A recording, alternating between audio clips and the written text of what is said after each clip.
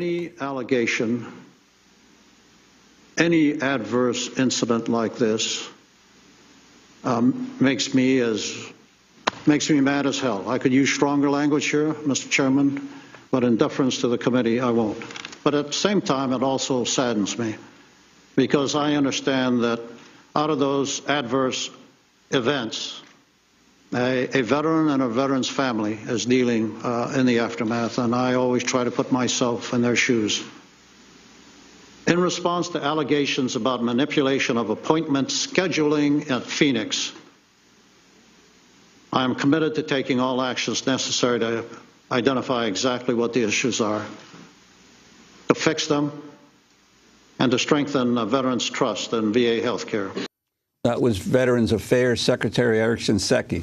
The committee grilled him about recent claims that VA health clinics in Phoenix, Arizona and Fort Collins, Colorado used elaborate schemes to hide records of patients who'd waited too long for care that meets the department's goals. Shinseki vowed to fix any problems documented by an Inspector General's investigation, but stopped short of resigning.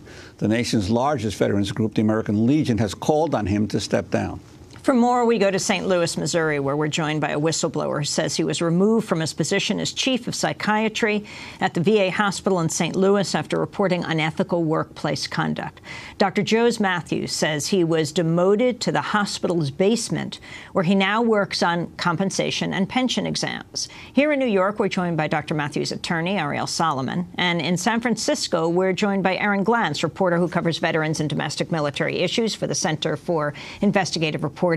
Aaron has spent more than 10 years covering the Iraq War and the treatment veterans receive when they come home, author of 3 books on the war, most recently, The War Comes Home, Washington's Battle Against Veterans. And he also just wrote an article for the Center for Investigative Reporting in collaboration with ABC News about Dr. Matthews' ordeal. We welcome you all to Democracy Now! Aaron Glantz, let's start with you. Lay out what the controversy is today, why Shinseki had to testify.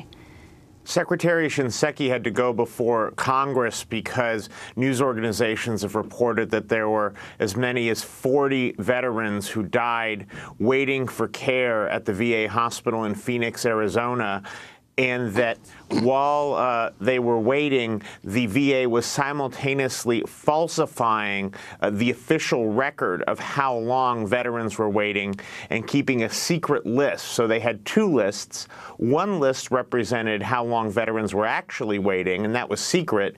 And the other list represented everything being absolutely fine and almost everyone being seen within 2 weeks. And that was what was presented to Washington. In the aftermath of this report, there have been many other whistleblowers who have come forward across the country, in Chicago, in Texas, in Arizona, I already mentioned, in Colorado, and of course Dr. Matthews as well, to talk about similar problems. And it reached a boiling point, and you mentioned this in your intro, that the American Legion called for Secretary Shinseki's resignation. These are old problems. It was mentioned in the hearing, Senator Patty Murray of Washington, who was previously the chairwoman of this committee. She mentioned these same problems were revealed in Inspector General's audits in 2005, 2007, 2012, and Secretary Shinseki has been in this chair overseeing this agency the entire time, and yet even now today we see a scandal on this topic that's bigger than any before it. But this could be come to a criminal matter, is that right, Aaron? Well, Secretary Shinseki was asked by one of the senators if he would bring the FBI in, and he would not promise to bring the FBI in, and that frustrated lawmakers.